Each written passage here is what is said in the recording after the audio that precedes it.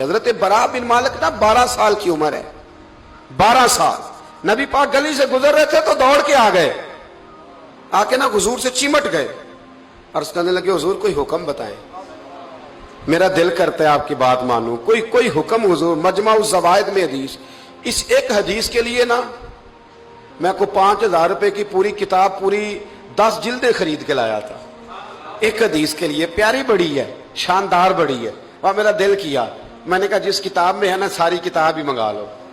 کچھ چیزیں بڑی انسان کو انوکھی لگتی ہے نا۔ حضرت برا بن مالک رضی اللہ، چھوٹی سی عمر ہے، حضور سے لپٹ گئے تو حضور نے فرمایا بیٹے کیا ہوا؟ عرض کرنے لگے حضور کوئی حکم بتائے، میرا بھی دل کرتا ہے عمل کروں۔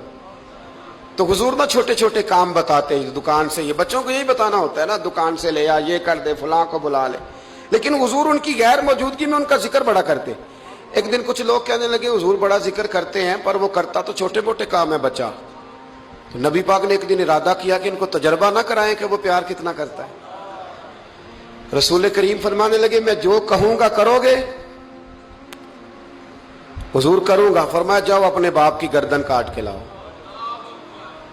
کس کی جی؟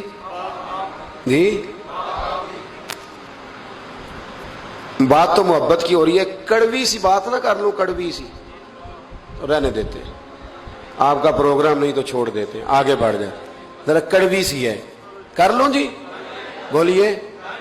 یعنی باپ کی، ہم محبت رسول میں صرف داڑھی کی بات کرتے ہیں، کسی کی گردن کی نہیں، صرف ہم کہتے ہیں حضور سے محبت ہے تو میں نے کہا تھا نا کڑوی ہے، آپ نے مجھے گھورنا شروع کر دیا اور خاصا تیز گھور رہے ہیں آپ۔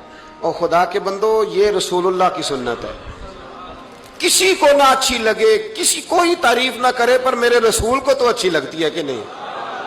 نبی، ایک بندہ مجھے کہتا ہے داڑھی کے نام پہ لوگ تانے بڑے دیتے ہیں، داڑھی رکھی ہے تو یہ کرتا ہے، تو میں نے کہا یہ نبی پاک کے نام کا تانا ہے، اسے خوش ہو کے قبول کر، اس کا بڑا مزہ ہے، اس کو یوں سینہ کھول کے کہہ دے تانا، دے تانا۔ تو کبھی کبھی نا ایسا ہوتا تھا، میں پڑھتا تھا تو کبھی گزرتے تو کہتے وہ جا رہے ہیں داتا صاحب والے، وہ جا رہے ہیں غوث پاک والے، تو میں نے کہا الحمدللہ، یہ اس طرح ہمیں روز چھیڑا کرو، اس طرح روز چھیڑا کرو، ہمیں خوشی ہوتی ہے، اور یہاں بھی کہنا اور قیامت میں جا کے بھی یہی کہنا کہ یہ داتا صاحب والے ہیں، وہاں بھی کہنا کہ یہ غوث پاک والے ہیں، یہ چھیڑو ہمیں، ہم یہ چھیڑتے ہو تو ہمیں مزہ آتا ہے، یہ کہا کرو، ہمیں روز کہا کرو۔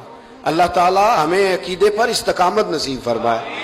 آگے بڑھتا ہوں، بات مکمل کرتا ہوں۔ حضرت برا بن مالک رضی اللہ تعالی عنہ نا، حضور نے فرمایا جا اپنے ابا کا سر کاٹ کے لا، تو وہ دوڑے۔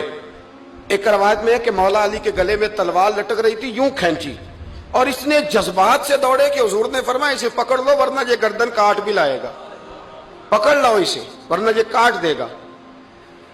اللہ کی قدرت کہ تھوڑا وقت گزرا تو وہ بیمار ہو گئے۔ دن میں 2 مرتبہ میرے نبی پاک تیمارداری کرنے جاتے۔ ایک شام رسول کریم تشریف لے گئے تو حضور سرانے بیٹھے، ماتھے پہ ہاتھ رکھا تو کریم محبوب ان کے باپ کی طرف کان میں کچھ کہا ان کے والد سے، حضور رونے لگے،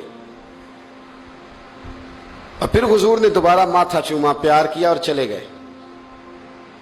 حضرت برا بن مالک چھوٹی عمر تھی، کچھ نے لکھا طلحہ بن برا نام تھا ان کا، تو حضرت طلحہ بن برا نا اپنے ابا کو قریب بلایا اور چارپائی میں بٹھایا، کہنے لگے ابا جی حضور کیا فرما گئے؟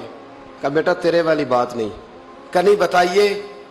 کہا نبی کریم علیہ السلام نے فرمایا کہ شام کو نا میرے طلحہ کا انتقال ہو جائے گا، اور جب اس کی روح پرواز کر جائے تو مجھے خبر کرنا، میں آ کے جنازہ پڑھاؤں۔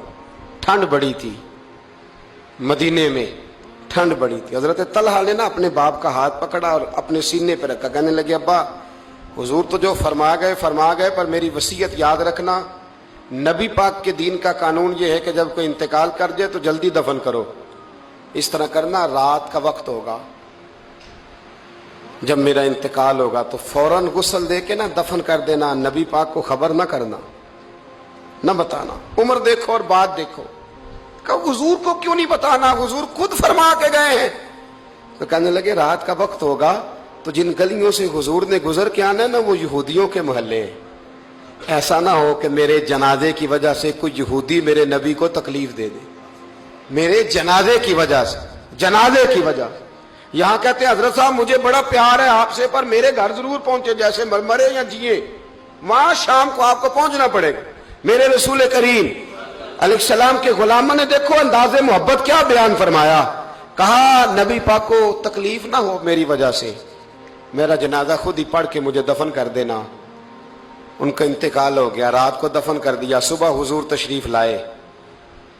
वो महबूब जिन्हें अल्लाह ने गैब के खजानों की कुंजियां अता फरमाई, फरमाया बताया क्यों नहीं, मुझे बताते, मैं खुद जनाजा पढ़ता, मैं खुद ना कबर मेरी ते मेरे अपीरा जे कर पावे फेरा, कबर दे अंदरों हड्डियां उठ के मुजरा कर सन तेरा। कहा बताया क्यों नहीं, खबर क्यों नहीं की, मैं जनाजा पढ़ता, मैं खुद पहुंचता। तो बाप रो पड़े, अर्ज करने लगे हुजूर मेरा तो पुत्र था, मेरे लिए इससे बड़ी सादत क्या होती कि आप जनाजा पढ़ाते। पर उसने वसीयत कर दी कि हुजूर को बताना नहीं, तकलीफ होगी। नबी करीम फरमाने लगे बताओ मुझे उसकी कब्र कहाँ है। और यारो गौर करना, सारी दुनिया गुंबद खजरा रोज़ा रसूल पे और नबी पाक एक गुलाम की कब्र पे तशरीफ ले गए। खुद नबी करीम गए और आज हुजूर ने दुआ अनोखी फरमाई, फरमाया ऐ अल्लाह जब मेरा तलहा तुझसे मिले ना तो जरा इससे मुस्कुरा के बात करना जो तेरी शान के लायक। रसूलुल्लाह की मोहब्बत, नबी पाक की गुलामी, रसूलुल्लाह का प्यार। आला हजरत कहते हैं जान है इश्क मुस्तफा, रोज फुजू करे खुदा। ओ भाइयों जिसको हो दर्द का मजा वो नाजे दवा उठाए क्यों। और आला हजरत फरमाते हैं जलना तो है, कोई दौलत के लिए जलता है, कोई शोहरत के लिए जलता है, कोई इख्तदार के लिए जलता है। फरमाने लगे ए इश्क तेरे सदके जलने से छुटे सस्ते, जो आग बुझा देगी वो आग लगाई है, जो सारी आग बुझा देगी वो